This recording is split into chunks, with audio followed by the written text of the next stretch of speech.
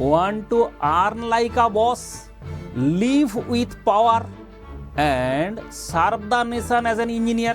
चलो तो सुनो इस वीडियो में आईएएस ऑफिसर को क्या क्या मिलता है एंड क्यों ये प्रिपरेशन करे। एक्चुअली मैंने इंजीनियरिंग सर्विस एग्जामिनेशन जो यूपीएससी कंडक्ट कराते हैं, इस एग्ज़ाम का और ही खो गया था जब रेलवे को यहाँ से आउट कर दिया गया था। ठीक है, तो आपका जो यूपीएससी है, यूपीएससी जैसे सिविल सर्विस एग्जाम कराते हैं, सिविल सर्विस एग्जाम से होता है IAS, IPS and different IRS and other services. ऐसे ही यूपीएससी इंजीनियरिंग सर्विस एग्जाम कराते हैं, उसमें जो बनते हैं इंडियन इंजीनियरिंग सर्विस ऑफिसर। ठीक है, अब एक आईएएस इंडियन इकोनॉमिक सर्विस भी होता है, बट ये हमारा इंडियन इंजीनियरिंग सर्विस ऑफिसर का हम बात कर रहे हैं यहाँ पे। क्यों ये एग्जाम दे? सबसे पहला बात है कि इतना कंपटीशन है, हर बच्चे को बहुत ज़्यादा स्ट्रगल करना पड़ता है। एंड आपने अगर देखा होगा कि जो टॉप किया है, जो अच्छा किया है, जो परफॉर्म किया है, किसी ने 2 बार एग्जाम दिया, किसी ने 3 बार दिया, किसी ने 4 बार दिया, एंड अप टू 10 टाइम्स भी दिया हुआ एग्जाम देखने को आपको मिलता है। इसका मतलब कि इस एग्जाम तो कुछ तो डिफिकल्ट है, कुछ तो फोड़ू है और कुछ तो है इसमें जिसके कारण बच्चे ये एग्जाम क्रैक करना चाहते हैं, वो इज्जत ढूंढना चाहता है, वो इज्जत लाना चाहता है। उसके लिए हमें क्या करना है, मैं आज ये डिस्कस करने नहीं जा रहा हूं कि भाई आपको आईएएस बनना कैसे है। मैं वो बोल रहा हूं कि क्यों बने, क्यों इतना मेहनत करे। प्रीलिम्स देना होता है, मेंस देना होता है, इंटरव्यू देना होता है, उसका किसी भी चीज़ में अगर एक में भी आपका गलती हो गया, आप पूरा गेम से आउट हो जाते हो। तो इसलिए आपको पूरा, चाहे प्रीलिम्स है उसमें भी आपको मास्टर बनना पड़ेगा, मेंस है उसमें मास्टर बनना पड़ेगा, इंटरव्यू उसमें मास्टर बनना पड़ेगा, तीनों का मार्क्स ऐड होके फाइनल बनता है। मतलब ये बहुत ही एक डिफिकल्ट एग्जाम है। तो दे ही क्यों, करे ही क्यों, इतना मेहनत का काम करे क्यों? अगर ये देखेंगे तो वही मैं बात करता हूं कि क्या आप बॉस के तरह कमाना चाहते हैं, एंड क्या आप पावर के साथ जीना चाहते हैं, उसके साथ साथ देश का तरक्की में आपका भागीदारी रखना चाहते हैं, तो उसके लिए एक सबसे बेस्ट है, वो है इंजीनियरिंग सर्विस एग्जामिनेशन। आप ये इंजीनियर के लिए सबसे तोप है, सबसे बड़ा ये ऑफिसर है। अब सवाल है कि सारे ग्रेड, यस 100% आपको जितना भी लो ग्रेड में यहाँ से लो डिपार्टमेंट मिले, रेलवे तो सबसे अपार्ट डिपार्टमेंट है, सीपीडब्ल्यूडी है, एमईएस मिलिट्री इंजीनियरिंग सर्विस है, उसके बाद नावल आर्मामेंट्स है, ये सब सारे हैं, बॉर्डर और रोड ऑर्गेनाइजेशन है। लेकिन मैं बात कर रहा हूँ कि जो इसका ग्लोरी है, जो इसका एक्चुअल पावर एग्जीक्यूट होता है, वो होता है रेलवे में, जहाँ पे मैंने रेलवे में 1 साल के आसपास नौकरी किया था। एंड उसके बाद मैंने देश में कितना सारे बच्चे को, मतलब that is about more than 100 से ज़्यादा बच्चे को हमने आईआरएमएस, आईएएस तो बहुत सारे बना है, 100 से ज़्यादा मेरा स्टूडेंट है जो अभी आईआरएमएस मतलब आईएएस ऑफिसर बन के रेलवे में ही पोस्टेड है। ठीक है, तो इसका मतलब होता है कि मैंने छोड़ के जो आया हूं, उसके बाद मैं अकेले आया हूं और आके मैंने 100 से ज़्यादा आईएएस ऑफिसर बनाया हूं। तो आप आईएएस ऑफिसर मतलब रेलवे के लिए बनाए हूं। ऐसे तो अगर मेरा देखेंगे थ्रू आउट द लाइफ तो 2000 के आसपास आईएएस ऑफिसर बनाया, बट वो जो रेलवे में गया है मैं उसका बात कर रहा हूँ। तो रेलवे में जाना इतना अच्छा क्यों है और इसके पीछे इतना सारे लोग भागते क्यों हैं?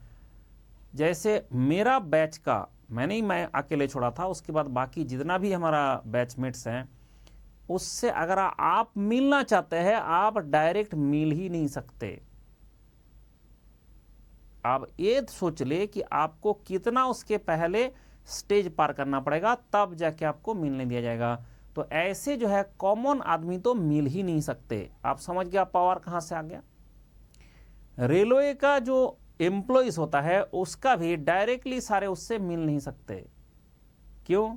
क्योंकि वो परमिशन लेना पड़ेगा, बहुत सारे परमिशन के बाद ही आपको मिलेगा। ठीक है, तो ये जो चीज़ है ये क्यों है, तो उसका ध्यान रखना पड़ेगा, क्योंकि हमारे पास जैसे इनिशियली जब आपका पोस्टिंग होता है, मैंने यहाँ पे पूरा लिस्ट एक बनाया हूँ, ठीक है, कि आपका लिस्ट बना थोड़ा सा देखने को मिले कि आप जब पहले ज्वाइन करते हैं रेलवे में, आप होता है इंडियन रेलवे सर्विस का मैकेनिकल इंजीनियर प्रोबेशनर, ये आता है ADME, assistant divisional mechanical engineer. बहुत सारे जो 0 to 2 ईयर्स, ये आपका IAS के थ्रू जब जाएंगे तब जाके यहीं पे आपका एंट्री होगा, आपका 2 ईयर्स नहीं लगता है। जब IAS बन के जाएंगे तब जाकर आपका डायरेक्टली क्या होगा, एक assistant divisional mechanic ADME directly आपका पोस्टिंग हो जाएगा।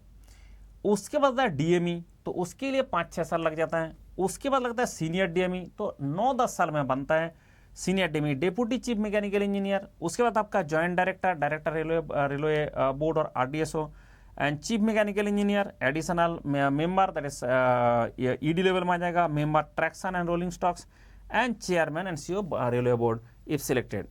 तो इसलिए आपका देखा कि जो सर्विस है 30 ईयर्स, मतलब मेनली जो बड़े पोस्ट मिलता है वो 25 ईयर्स के बाद मिलता है।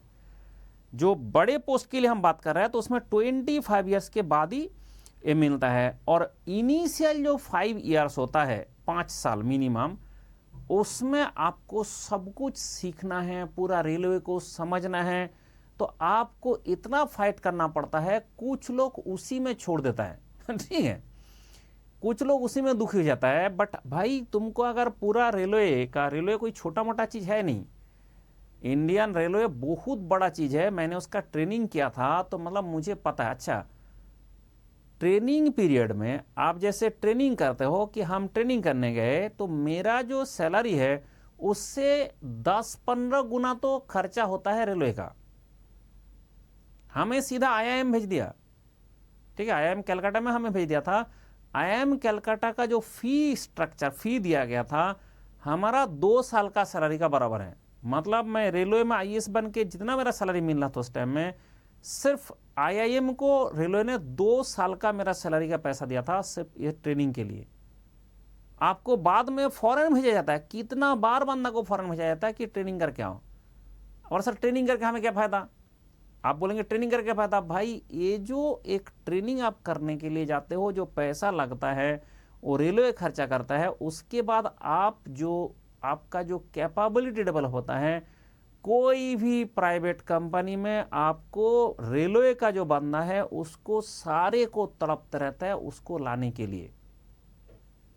वो आते नहीं अलग बात है, बट वो जो है कि सारे प्राइवेट कंपनी वाले चाहते हैं कि हमारा और डेपुटेशन, मतलब मेरा एक फ्रेंड है अभी 4 स्टेट का पूरा ट्रांसपोर्ट डिपार्टमेंट संभालता है ठीक है। तो मतलब अभी जो है कि आप सोचो कि ऐसा क्यों है ना, क्यों मैंने बोला कि 20 ईयर्स 25 ईयर्स जब आपका सर्विस हो जाएगा उसमें आपको DRM आप बन जाएंगे। DRM होगा तो आप लाल बत्ती लेके घूमेंगे, ठीक है। जैसे चीफ मैकेनिकल इंजीनियर हो जाएंगे, चीफ मैकेनिकल इंजीनियर हो जाएंगे। जैसे आप एक ट्रेन का सीट के लिए तड़पते रहे तो अभी मिलेगा नहीं मिलेगा, मिलना बहुत मुश्किल होता है। एक सीट के लिए आपको कितना फाइट करना पड़ता है।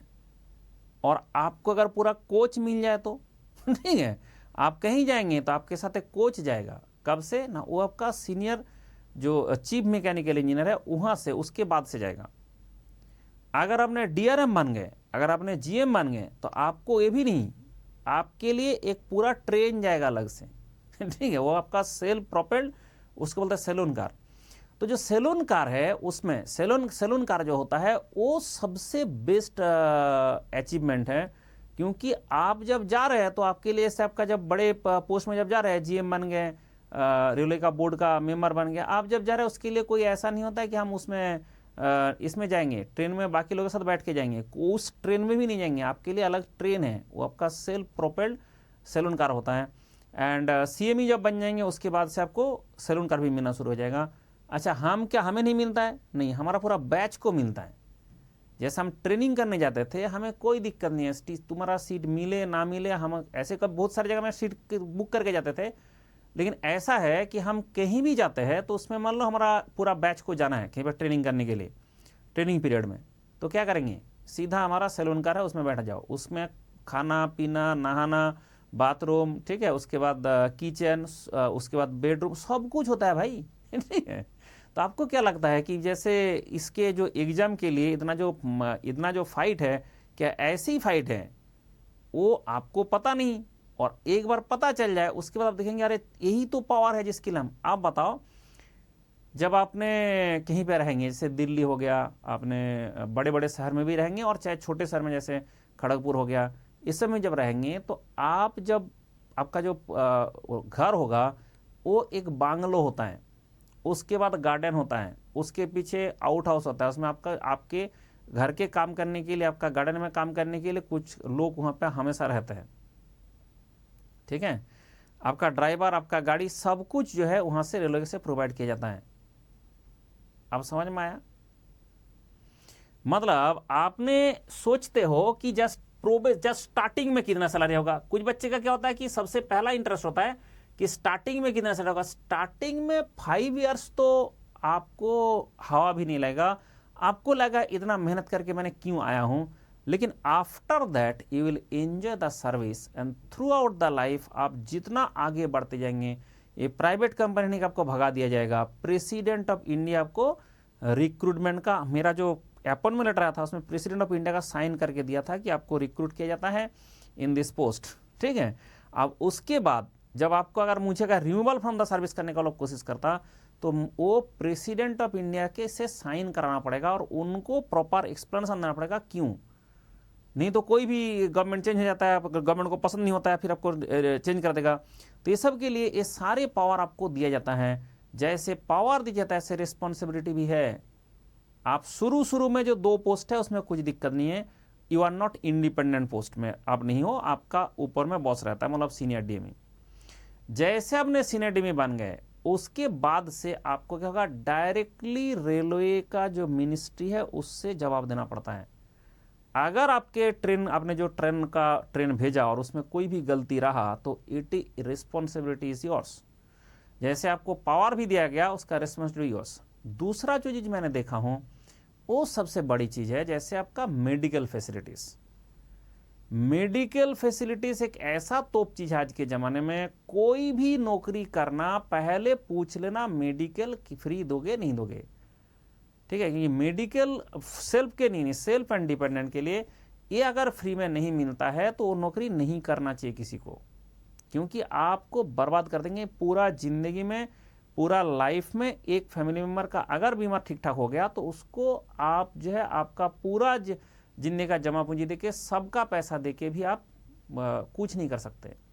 तो इसलिए क्या होता है कि ये आपका सबसे बड़ा फैसिलिटीज है कि आपको एंड आपका फैमिली को पूरा medical facilities from the railway आपको दी जाता है। Not only in this period, आपका जिंदगी जब तक जान है, मतलब जब तक आप जिंदा रहेंगे। ये नहीं कि आपका ये हो गया, रिटायरमेंट हो गया उसके बाद आपको नहीं देंगे, ये ऐसे भी नहीं है। पूरा लाइफ लॉन्ग आपको जो है मेडिकल फैसिलिटीज फ्री दिया जाएगा। क्यों?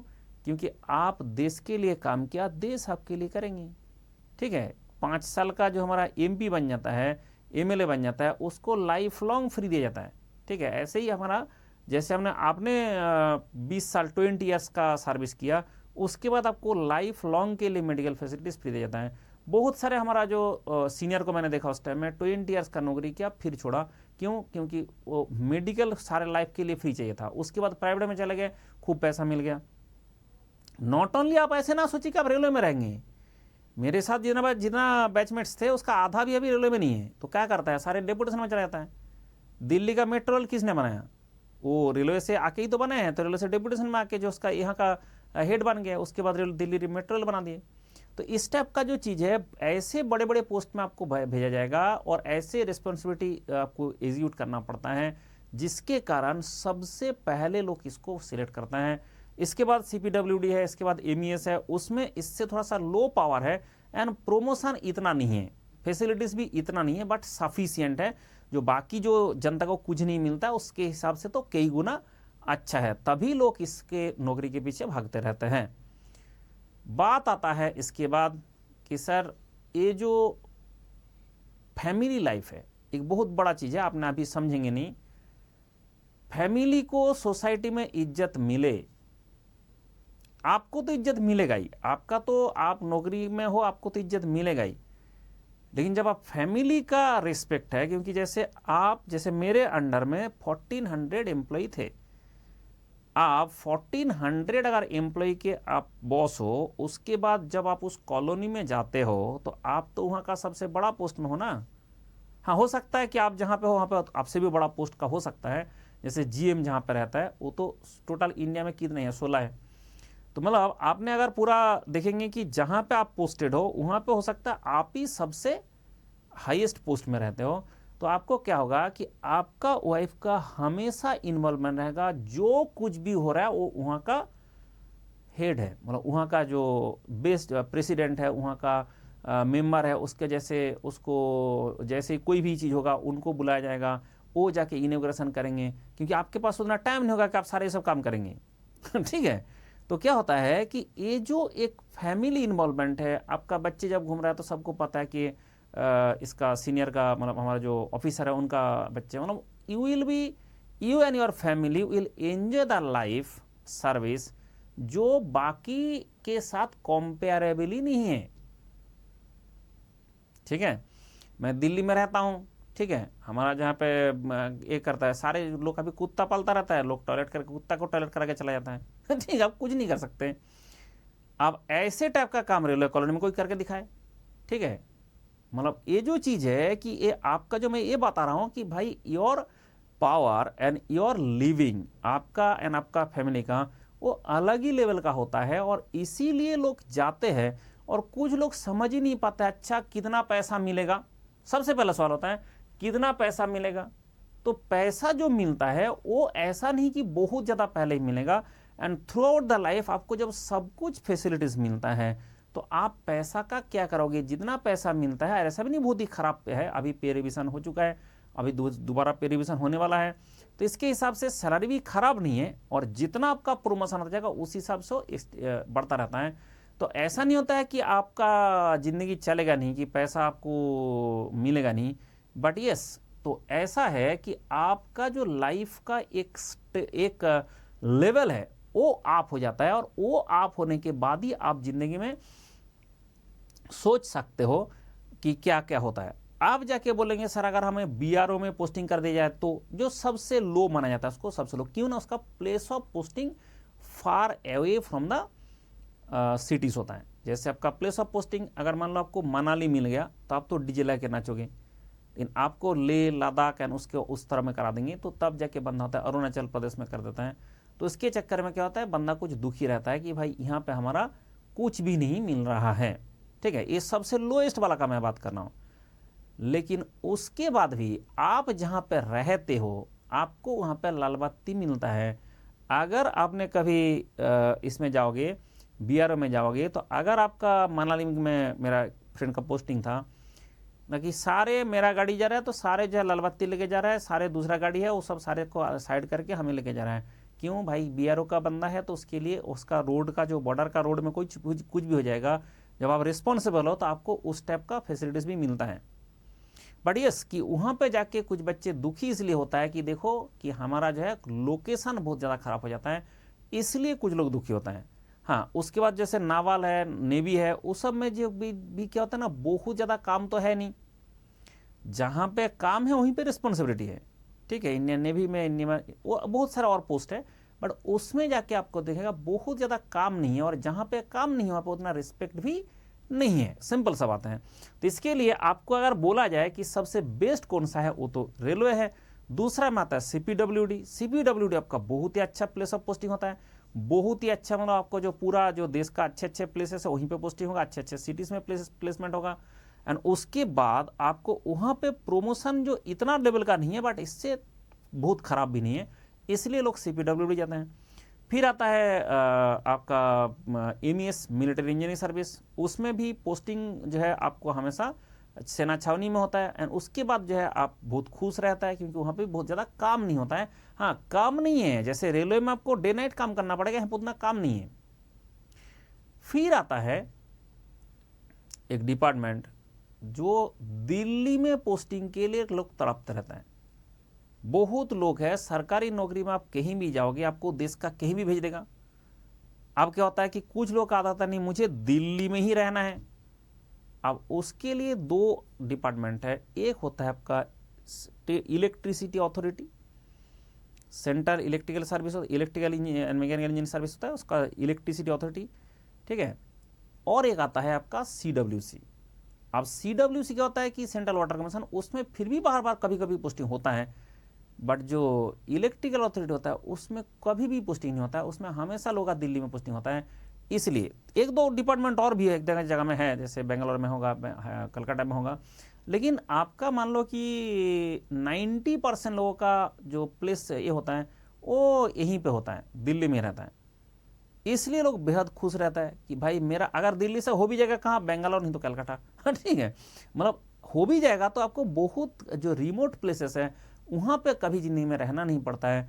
आप तो रह लोगे, जो IAS निकाल सकता है वो कुछ भी कर सकता है, वो कहीं भी रह सकता है, लेकिन आपका बच्चे का जो पढ़ाई करना होता है वो सब जो फैसिलिटीज मिलता है, जैसे मान लो आपका बच्चे +2 दे रहा है, उस टाइम आपको पोस्टिंग करा दिया अरुणाचल प्रदेश, लो हो गया, तेल निकल गया।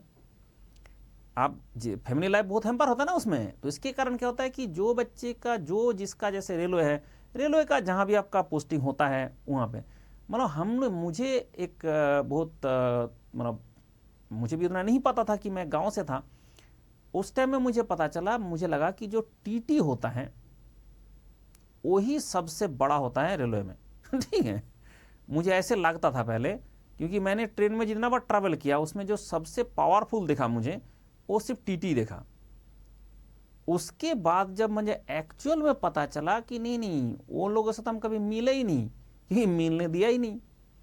आप DRM से मिल के दिखाओ, आपके आसपास में जो भी DRM रहता है उसके मिल के दिखाओ, जो पोस्ट वो इसका जो DRM होता है वो एग्जैक्टली चीफ मिनिस्टर का बराबर पोस्ट का होता है, ठीक है। कॉन्स्टिट्यूशन के हिसाब से दोनों का सेम लेवल होता है। तो रेलवे का जो पोस्ट है वो ऐसे नहीं होता है कि आपने सोचे कि भाई ऐसे ही मतलब होता है, ऐसे ही चले जाएंगे, ऐसे ही कभी मिल लेंगे, ऐसे टाइप का नहीं होता है, ठीक है। मैं मिलने जाता हूँ, मेरा फ्रेंड को पहले मैं फ़ोन करता हूँ कि तुम जो जिससे मिलना होगा, जिससे बोलना होगा उसको सबको बोल के रखो, तभी मैं मिलता हूँ, ठीक है। मैं जब इन लोगों से मिलने जाता हूँ तो मेरा गाड़ी का पहले परमिशन करा के देता है, उसके बाद जाके जैसे हम गाड़ी इसमें एंट्री करेंगे तो वहाँ पे मेरा जो गाड़ी का नंबर है वो रजिस्टर करके रखता है, ये सारे करा के रखता है, तब जाके मैं वहाँ तक पहुँचता हूँ, मिलने के जाता हूँ, मैं डायरेक्ट मिल सकता हूँ, ठीक है।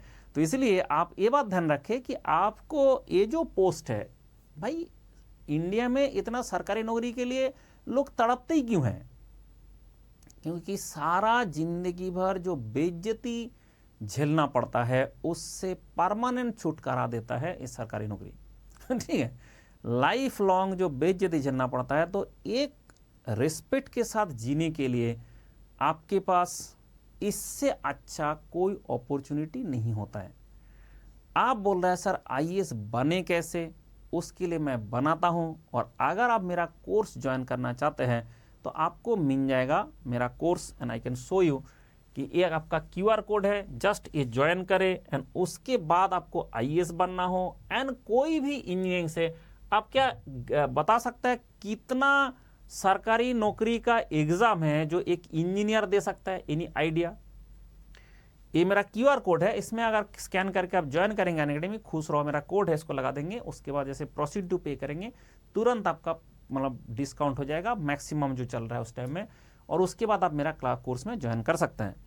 दूसरा बात है कि जैसे ही आपने बोला कि मुझे बताइए कितना ऐसे सरकारी एग्जाम है, आपको क्या लग रहा है 1, 2, 5, 10, 50 इतना ही बोलेंगे ना आप? तो मैंने उसका नाम लिख रहा था एक दिन, तो नाम लिखने के बाद पता चला कि इंजीनियरिंग जो स्टूडेंट हैं जो सरकारी एग्जाम के लिए एलिजिबल है, 300 ऐसे सरकारी एग्जाम है जिसके लिए इंजीनियर एलिजिबल है। कितना एग्जाम है? 300 ऐसे एग्जाम है। जब सारे नाम लिखा तब जाके हमें पता चला अच्छा इतना एग्जाम दे सकते हैं, ठीक है। मुझे भी खुद को कभी काउंट नहीं किया ना, हमें होता है ये आ गया, ये आ गया, ये आ गया, ठीक है, ये आ गया, तो काउंट करके नहीं देखा। जब काउंट करके देखा तब जाके देखा कितना है, 300 सरकारी एग्जाम है जो इंजीनियरिंग स्टूडेंट दे सकता है।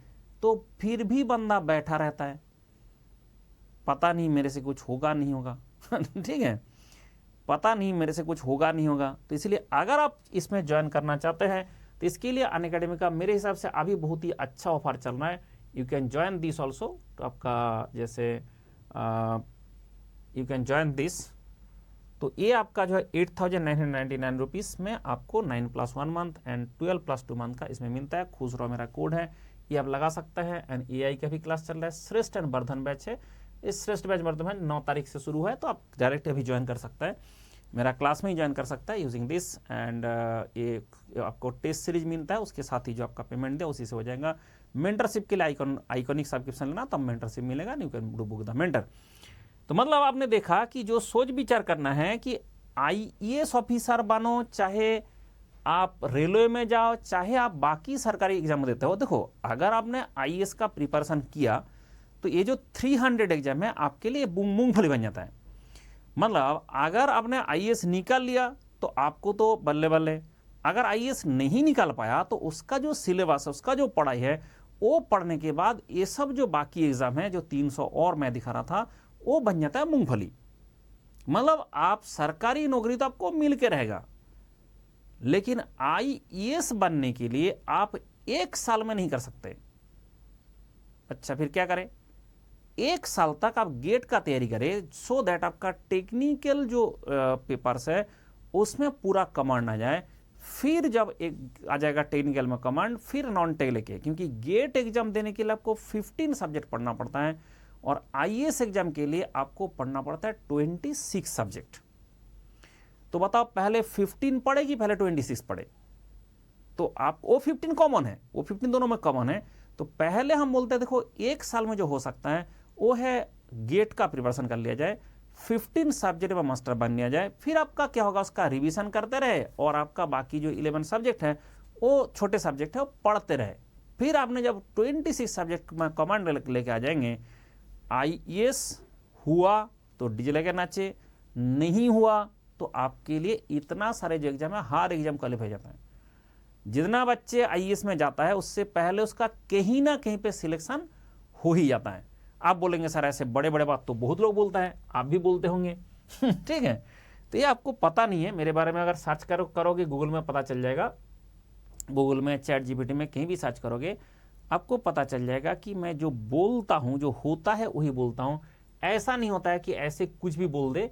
और यही मुझे, जैसे मैंने IAS छोड़ के, रेलवे छोड़ के यहाँ पे, क्या मैं घास काटने थोड़ी आया हूँ कि कुछ भी बोलना है ठीक है, तो करना है, ये जो है करना है। वी कैन डिलीवर, तो आप देखो डिलीवर हो गया।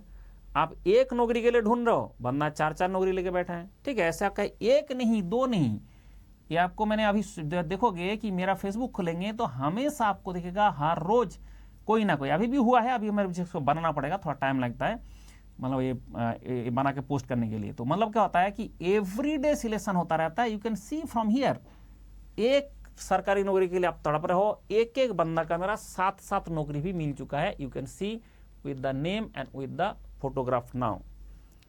तो क्या करना है? पढ़ना है। क्या करना है? रिवीजन करना है। क्या करना है? डरना नहीं है, टेस्ट देते रहना है। और उसके बाद आपका 300 जो सरकारी एग्जाम है उसका जो बेस्ट है वो IAS है, उसके बाद सारे आते हैं, ठीक है। तो उसके लिए IAS का ही प्रिपरेशन पहला साल शुरू करेंगे तो आपका कुछ होने वाला भी नहीं है ठीक है। और दुखी भी हो जाता है बंदा, डिमोटिवेट हो जाता है। इसलिए हम टारगेट देता है first year you should prepare for GATE and second. बोला सर मैं कॉलेज से हूँ, तो कॉलेज में हो, अगर आपके पास 2 साल है तो आप पहला साल वहाँ भी आप करें गेट का प्रिपरेशन, एंड सेकेंड जो जैसे गेट का अच्छा से प्रिपरेशन हो जाएगा, सेकेंड ईयर आपने निकाल ले IAS के लिए। एंड जब से जिस दिन आपने IAS का तक प्रिपरेशन कर लेंगे, उसके बाद जो 300 एग्जाम है उसका जो एग्जाम देंगे वो आपका क्वालिफाई होगा, ठीक है। और ऐसे ही होता है, इसलिए थोड़ा सा अच्छा से प्रिपरेशन कर लिया जाए, so that IAS and other. तो पहले ही हमने टारगेट अदर रखे नहीं, पहले टारगेट IAS रखे, उसके बाद नहीं हुआ तब हमारे पास दूसरा ऑप्शन ढूंढेंगे। ओके, चलो खुश रहो। एंड कोई भी और चीज़ का जानकारी चाहिए मुझे बताओ, मैं आपको सब कुछ बता दूंगा अबाउट IAS।